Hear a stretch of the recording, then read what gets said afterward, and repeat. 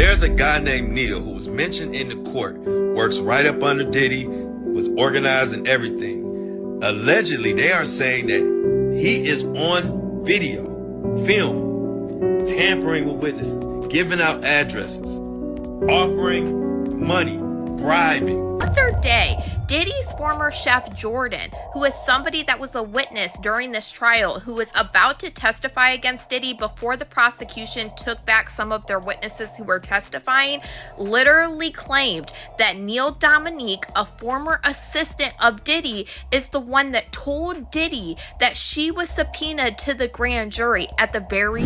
A criminal investigation into the Tupac Shakur has just been started at the request of Tupac's family, and allegedly Diddy is the main subject.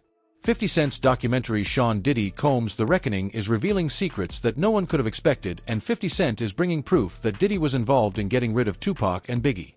Diddy might just be going to jail for the rest of his life. Court TV has just confirmed that the family of Tupac Shakur is investigating a potential link between the murder of Tupac and Sean Diddy Combs. This coming from attorney Alex Spiro, who represents Tupac's family. Now, this investigation had been previously reported by unnamed sources, but earlier today, Spiro confirmed to our Court TV team that he and a team of investigators has been hired. Sean Combs allegedly had business dealings with Dwayne Keefe D. Davis, who will go on trial next March for the murder of Tupac. This was back in 1996. Some have speculated that Diddy ordered Tupac's death. That, of course, is just a theory at this point, and we are monitoring the developments in both the Tupac murder trial and the federal indictment of Sean Diddy Combs. So a lot of information to come. After 2 years of investigating, 50 Cent released Sean Diddy Combs The Reckoning, a documentary focused on Diddy's worst crimes. And ever since the documentary dropped, Diddy has been doing everything he can to get it deleted.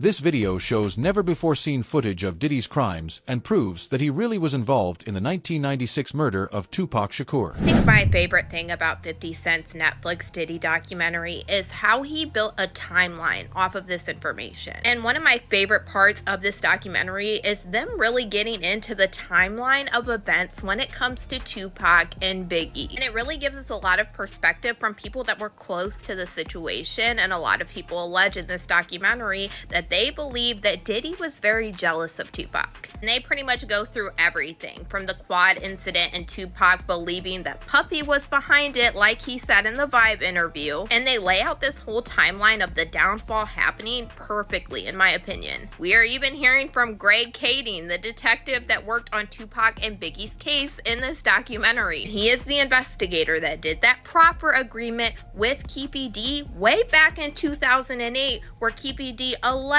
that Diddy tried to offer him $1 million to take out Tupac and Suge Knight. And Tupac's trial with Keefe D is coming up very soon in early 2026. And we know that Diddy's name has been dropped at least 200 times during these proceedings already. So this is one case that I am definitely waiting for and I am going to cover. In Keefe D's 2008 proffer agreement, he alleged that Diddy's friend Zip Martin is the one that gave him the weapon that was used to take out Tupac. And Keefe D told the investigator Greg Kading that Zip Martin had a special compartment to keep this weapon in his car that he drove to Las Vegas. And in this documentary, we have Greg Kading confirming that Zip Martin did drive the same type of vehicle that Keefe D alleged to Las Vegas this night. And then during this documentary, we heard from the former president of Bad Boy, Kirk Burroughs, who alleged during this time, Diddy had him hiring a whole bunch of people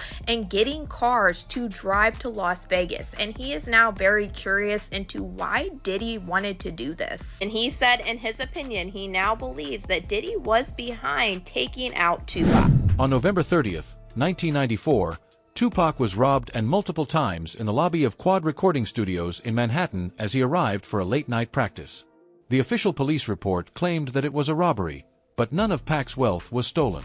Tupac later claimed in an interview that he knew Diddy was behind the shooting, but he never came after him for revenge. In fact, Tupac never even told anyone else about the facts. He said that even though he knew that Puffy arranged the shooting, he wasn't going to tell anyone else what he knew. After the shooting at Quad Studios on September 13, 1996, Tupac was killed in a Las Vegas drive-by shooting. This shooting would go on to change the very face of hip-hop and help Diddy take over. Puffy never had the same ability Biggie or Tupac had, and he was jealous of them. At the time, Biggie was the biggest star that Bad Boy had. When Diddy saw Biggie and Tupac being friendly with each other, he knew that he couldn't let this happen. I think that hate stemmed from wanting to be him, idolize a motherfucker, he idolized Tupac because you gotta realize when a woman looked at Tupac, they probably wanted him. Puff wasn't getting that type of fever from girls. You understand what I'm saying? Puff had to use his money. Puff had to use his position in order to get women. Now, I seen him with some bad joints, and I used to look at them like this, like, not on no hating shit, but like, you wouldn't be here if he wasn't puffed. If this nigga had no money, you would not be coming out of his room like that. And that's for real, for real. You understand? I'll be like, yo, when I had to, because most of the time, I would walk some of them to the door, walk them to get their cabs or whatever like that. Or, take them down the swing, get their cabs and everything like that. And I'd be like, I'd be laughing. I just kept a smile on my face when it came to that shit. Because I know for a fact, because he said it himself. He said, I don't know how to talk to women. I don't know how to talk to girls. You understand? I said, you don't have to know how to talk to nobody. You a millionaire. You got it. So he was jealous of Pac because Pac ain't had to do that. Pac had that aura, you know what I'm saying? And he probably knew how to communicate with women. And most women who he talked to that said stuff. Allegedly, Diddy hired Kef D, a Harlem drug lord, to take out Tupac and offered him $1 million for it. Kef is the only person who can implicate Diddy in the murder, and he actually went on record saying that Diddy paid him. The only issue is that no one else was ready to cooperate, and Diddy managed to get away. Let me ask you this. I get it. When you have a case that's 5 years old, it's hard to get overwhelming evidence that meets the burden of proof beyond a reasonable doubt. When you have cases this old, no matter what Fiddy has found out and put in this documentary, do you see it at all ever possible that Diddy could be involved in a murder trial when it comes to Biggie and Tupac? It could be possible, yes. However, like I said, they need a lot of corroboration to make that stick, because it's really alleged right now as to his involvement. It's not anything that's substantial or concrete that he was involved. It's personally from people talking about it and saying this is what happened. You need some more information to come forward to prove that. Last year, Kef D filed court papers in a Nevada court saying that Diddy was actually the person responsible for Tupac's death. Kef D was offered immunity in exchange for his statement. In this testimony, Kef put everything out. In an interview with the FBI in 1999, Davis apparently said something completely different. According to the FBI report, which was included in the motion to dismiss, Anderson was not involved in the shooting death of Tupac Shakur, and neither Davis nor his group killed Shakur or Christopher Wallace, aka Notorious B.I.G. Davis does not know who killed the two rap stars. He believes that either individuals from New York associated with Puffy Combs or individuals associated with Death Row Records could have killed Shakur, and that individuals associated with Death Row Records killed Wallace. Okay, so again, changing stories. And by the way, Davis goes on to say that he was introduced to Combs in the early 90s by a man named Eric Zip Martin. This is another alleged drug dealer. And this is where we get into it. So the report reads, in or around 1992, Martin introduced Davis to Sean Puffy Combs. Davis recalls the introduction occurring at the Paradise nightclub on Santa Monica Boulevard. After speaking with Combs, Davis agreed to allow Combs to use his 1964 Chevy in a music video. The video featured the artist Usher. After the vehicle was damaged in the production of the video, Combs paid $2,500 to have it repaired. And by the way, according to Davis, Combs was scared of Suge Knight. And this was a man who had a reputation for being, sometimes violent and extreme. And that moves us now to this DEA report. So there was a DEA report from a 2008 task force meeting with Davis that was also included as an exhibit in the motion. And in it, Davis talks about the murder of a man named Jai Robles. This is Knight's bodyguard. He was killed in Atlanta in 1995. And according to Davis, he'd heard a rumor that an associate of Combs had killed Robles. The report says Combs requested to speak to Davis and asked Davis if he thought it was safe for Combs to come to Los Angeles for a concert. Combs expressed his concerns about Knight and possible retaliation related to the Robles murder. Davis advised Combs that he would provide 40 or 50 tickets to the concert. Davis could provide an entourage. Combs agreed, and Davis and his crew in fact attended the concert in support of Combs. Davis recalls the concert taking place in Anaheim, California. It was at this event that Combs began to solicit Davis to kill Knight and Shakur. Combs asserted something to the effect of, "I'll give anything for..." Now, Tupac's family is coming out and teaming up with 50 Cent. They're bringing out proof and coming after Diddy like never before. The most shocking statement actually came from Tupac's brother, Mopim Shakur. Mopim spoke out about Diddy's role in Tupac's death and said that Diddy actually called him back in 2008 and denied any involvement in Tupac's. Mop, however, said that he doesn't think that Diddy was telling him the truth. The Times article in 2008 alleging he'd been involved in your brother's death. What did he say that day when he called you?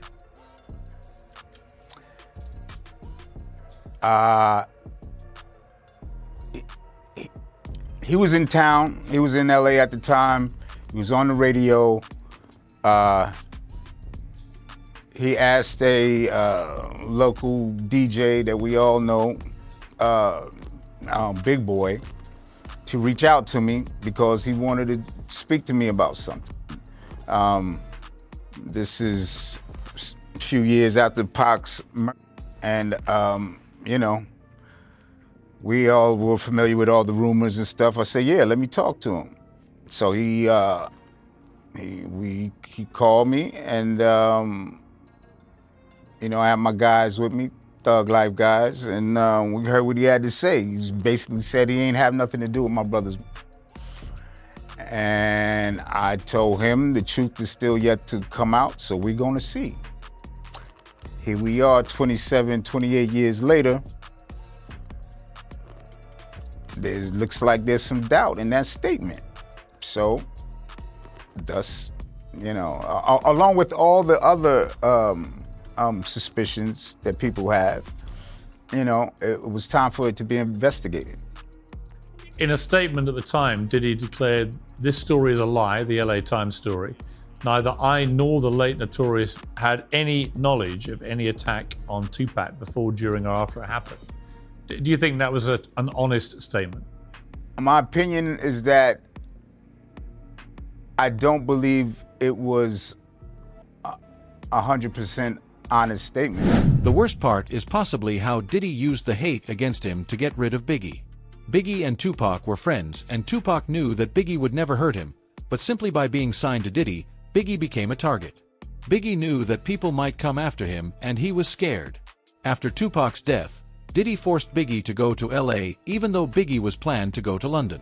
This was where Biggie would end up dying, leaving the stage free for Diddy to take over. I think one of the most shocking allegations comes to Biggie Smalls, okay? You talk about finances, you talk about that, okay. One of the biggest names at Bad Boy, seemingly very close friends with Sean Combs. Well, according to Kirk Burrows, Combs, and again, this is his allegation, according to Kirk Burrows, Combs insisted that Biggie travel to Los Angeles as part of an album tour, and this is despite, you know, the serious dangers that were present from the rivalries, the East Coast, West Coast. And once there, Combs allegedly decided to cancel a trip that Biggie was supposed to take to the UK, instead saying he needed to stay in LA. Combs apparently threw a large party, and after which, someone opened fire on the car that Biggie was riding in, killing him. Now, Burrows alleges that Combs used all of this publicity around Biggie's murder and his massive funeral to just gain his own fame for his own benefit, shooting to the top of the charts with the song Missing You, which featured, by the way, Biggie's widow. But this was one salacious claim that I really wasn't expecting. According to Burrows, Combs, allegedly, charged the costs of that massive funeral to Biggie's estate and had Biggie's recently renegotiated contract changed to make it more favorable for Bad Boy Records and less favorable for Biggie's loved ones after his death. Elizabeth, again, that one I wasn't expecting. Yeah, it was really unexpected. And again, I think it speaks to the strength of the documentary, just at least creatively and what they were able to get in terms of the interviewees, claims that we hadn't heard before. So the claims were that, he had wanted, in the documentary, the interviews talk about, Diddy had said, we need to put on the biggest funeral New York has ever seen for Biggie. And when allegedly, when he saw how much it would cost, that's when he had said, we'll be charging this to the estate, allegedly. One of the other things was he had wanted to put out that song about Biggie after he had passed away, and that was really a big moment. He had performed it at the MTV Movie Awards. And then one of the other claims was, Biggie was set to debut on the cover of Rolling Stone, or at least be on the cover of Rolling Stone. And allegedly, one of the interviewees says after he had passed, Sean Combs had called him and said, I'm coming out with my first solo album. I need that cover. So Sean Combs had allegedly taken that cover from Biggie even after he had passed away. And again, it kind of rides to this theme of, in the public, his friend had passed away. He was devastated. But sort of what you see behind the scenes, at least what the documentary is alleging, is all the different ways he's using that to help benefit him financially and in terms of his career, which is something that we hadn't seen. Right now, the only person openly against Diddy in the hip-hop world is 50 Cent, and Diddy is supposedly coming after him, too. One day after his documentary on the crimes of Sean Combs aired, 50 got a bouquet of flowers from Diddy. 50 wrote about this on his Instagram, saying that he knew what Diddy was really trying to tell him. What Diddy doing, y'all? Alright, the diddler has sent 50 Cent some damn flowers while he locked up, bro. Alright, we all know Diddy is mad about this whole docu-series that 50 put out on Netflix and is #1 going crazy, so you know he mad. Now, according to 50, alright, these are some warning flowers. Y'all know how Diddy used to get down. He used to send people shit in the mail. He'll send a nigga to blow up a car. Y'all know how he get down. So if he mad, clearly he's mad about this documentary. Bro sent 50 some flowers at his hotel while he was in Miami, bro. Now, I ain't gonna show the address on these flowers, but 50 posted the whole address. Now, in the caption, 50 said, "What kind of gay shit is this? Diddy send me flowers at Club 11, LOL. LOL, why all the foreplay? Get busy, you know I'm stupid." Then he commented again and said, "A warning, I'm 90s grimy. You don't warn me, LOL." So y'all know why Diddy sent this. He ain't send it because he happy or proud of 50 for dropping this goddamn docuseries on his demon ass, bro. What 50 just came across in that secret little Diddy footage that he paid from the videographer that Diddy didn't pay, they are saying 50 has footage that will not only add more time to Diddy's sentence, but Diddy might not ever come out. Listen up, check this out. Now y'all know that footage that where Diddy is behind the scenes talking to his lawyer and all of this stuff, and people like, damn, what was Diddy recording it? Well, Diddy was recording it because he thought he was about to beat the case. So he wanted to do a Netflix documentary. Didn't pay the guy, and then 50 got all 140 hours of footage of secret Diddy tactics. Well, there's a guy named Neil who was mentioned in the court, works right up under Diddy, was organizing everything. Allegedly, they are saying that he is on video, film, tampering with witnesses, giving out addresses, offering money, bribing, we'll pay for your lawyers, all kind of shit that could be counted as witness tampering, obstruction of justice. And 50, of all people, has his hands on this footage. And I'm hearing that this could implicate Diddy's lawyers in some bull. They could be charged.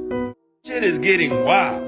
And I'm hearing that this 50 Cent documentary is just the tip of the iceberg, and I like it. What's crazy is this man in this video footage of 50 Cent's post starts talking about a specific name, a man named Neil. And this man goes on talking about how he heard that 50 Cent has this extra footage, but it's footage that could possibly lead to Diddy getting more charges, like witness tampering, obstruction of justice, and more. And what's crazy about the name Neil that he brings up in this is the fact that the other day, Diddy's former chef Jordan, who is somebody that was a witness during this trial, trial, who was about to testify against Diddy before the prosecution took back some of their witnesses who were testifying, literally claimed that Neil Dominique, a former assistant of Diddy, is the one that told Diddy that she was subpoenaed to the grand jury at the very start of all of this. She wrote this whole big post to Neil Dominique and tagged him in it and said, "I just want to put this out there because I've been debating how I wanted to handle this situation. Now, I don't know you from a can of paint, but I'm really wondering why you decided to tell Sean Combs that I was contacted by the feds. I saw that you wrote him a good character letter too. Come to find out, you were actually providing Puff with information on a whole bunch of people throughout the case. So my thing is, why were you so comfortable putting me in danger? Why were you so comfortable putting other people in danger? You provided addresses to him. Were you like a double agent working for the feds and Puff?" This is actually crazy because she alleged that Neil Dominique was approached by the feds as well in this investigation into Diddy because he was a former assistant